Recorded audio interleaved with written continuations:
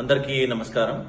యాదాద్రి భువనగిరి జిల్లా కలెక్టర్ హనుమంతరావు ఈరోజు ST post matric hostel Bhuvanagiri ఆకస్మికంగా తనిఖీ చేయడం జరిగింది.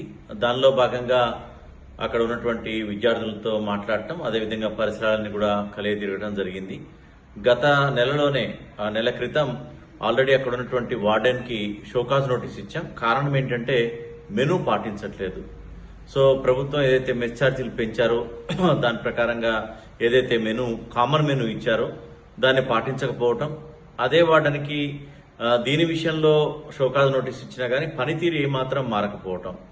సో ఇప్పుడు కూడా ఏమాత్రం కూడా మెనూ అనేది పాటించకుండా పాత మెనూనే కంటిన్యూ చేస్తూ పేరుకు మాత్రం కొత్త మెనూ ఫ్లెక్సీ ఉంది తప్పితే అక్కడ వాళ్ళకి ఏమాత్రం కూడా ఉన్నటువంటి పదార్థాలని ఏదైతే ఉద్దేశించిందో అది నెరవేరకుండా చేస్తున్నటువంటి పరిస్థితి ఉంది. ఇంత తీవ్ర నిర్లక్ష్యం అనేది సహించటం అనేది ఉండకూడదు. అందుకని హాస్టల్ వార్డెన్ని అక్కడికక్కడే సస్పెన్షన్ ఉత్తర్వులు ఇవ్వాలని చెప్పి ఆదేశాలు ఇవ్వటం, సస్పెన్షన్ కూడా చేయటం జరిగింది.